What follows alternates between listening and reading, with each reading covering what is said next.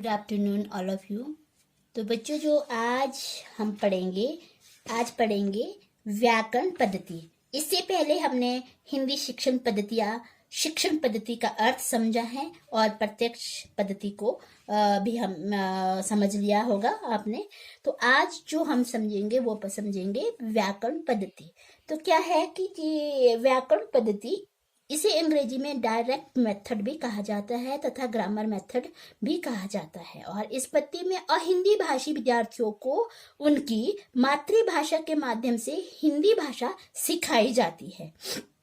और इस पद्धति का प्रयोग प्रायः माध्यमिक स्तर तथा उच्च माध्यमिक स्तर के विद्यार्थियों को ही हिंदी भाषा सिखाने के लिए किया जाता है।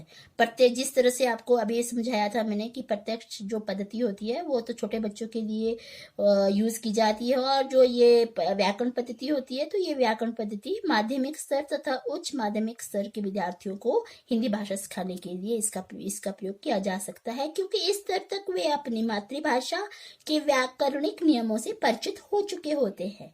और इस पद्धति में यह मान लिया जाता है कि विद्यार्थी को अपनी मातृभाषा के व्याकरण संबंधी नियमों का ज्ञान है तथा वह अपनी मातृभाषा पर उसका अधिकार है।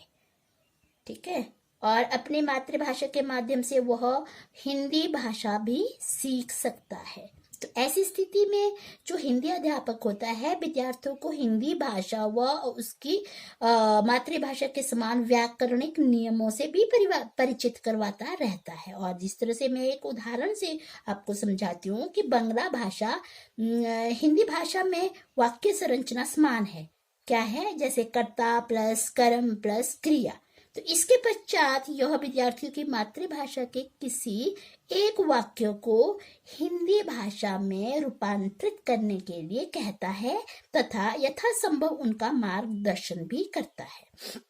जब विद्यार्थी मौखिक रूप से यह अनुवाद करने में सक्षम हो जाता है तो उसे हिंदी भाषा के लिखित रूप से भी परिचित करवाया जा सकता है। जब उसे मौखिक भाषा का ज्ञान हो जाता है, मौखिक भाषा बोलने लग जाता है, तो लिखित भाषा में उसे परिचित करवाया जा सकता है। तो उसे हिंदी भाषा से उसकी मातृभाषा में तथा उसकी मातृभाषा से हिंदी भाषा में रूपांतरण करने का पर्याप्त अभ्यास भी करवाया जाता है। तो अहिंदी भाषी क्षेत्रों तथा विदेशों में हिंदी भाषा सिखाने के लिए इस पद्धति का प्रयोग होता है।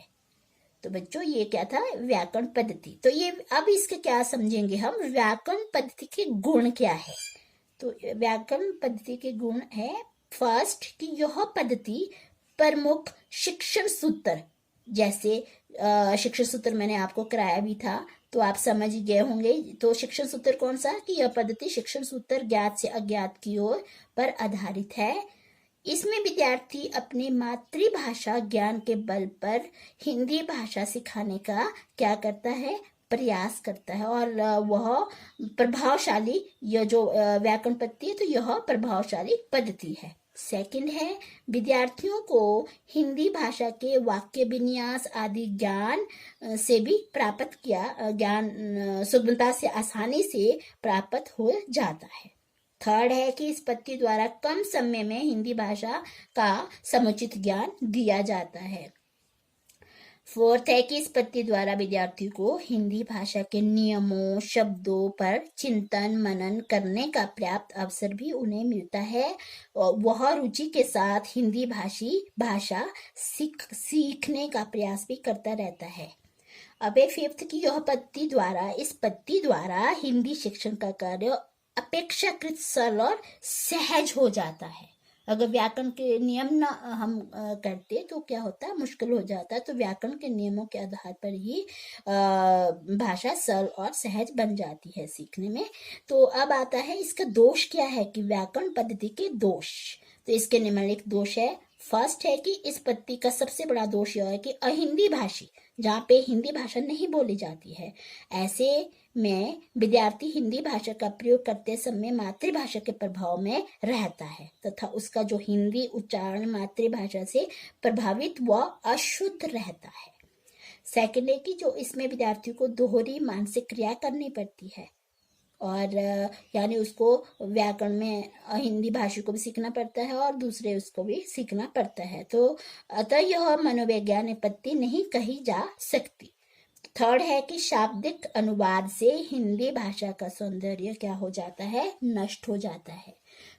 फोर है कि यह पद्धति अस्वाभाविक है, क्योंकि प्राय दो भाषाओं में पूर्णतः समानता नहीं होती है कि दो भाषा अगर सिखा रहे हैं आप तो क्या है, इसमें समानता नहीं होती है। फिफ्थ है कि इस पद्धति में जो अध्यापक होता है अधिक क्रियाशील रहता है।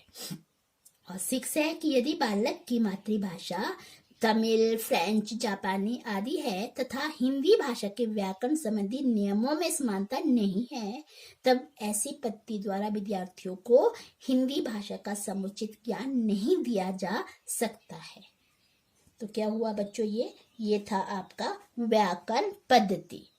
तो ये दो पद्धतियां हो गई है। अब जो तीसरी भी मैं करा रही हूं आपको, गणक यंत्र आधारित बोधन पद्धति या विधि। यह अपेक्षाकृत नई पद्धति है। यह क्या है, एक नई पद्धति है। इसमें क्या होता है कि विदेशों में कंप्यूटर, मशीनी अनुवाद यंत्र जैसे साधनों का प्रयोग होता है और इस पद्धति में कंप्यूटर, मशीनी अनुवाद यंत्र आदि का प्रयोग करके हिंदी भाषा को सिखाया जाता है। भारत में इसका बहुत ही कम प्रचलन है, क्योंकि नंबर एक, भारतीय भाषाओं जैसे हिंदी भाषा सही के आधार पर अधिक सॉफ्टवेयर नहीं बनाए गए हैं, और दूसरा कारण यह है कि यह यंत्र अपेक्षाकृत महंगे होते हैं तथा सभी विद्यालय में इनका प्रयोग करना कठिन हो जाता है, इसीलिए ये भारत में कम करवाए जाते हैं। Thank you.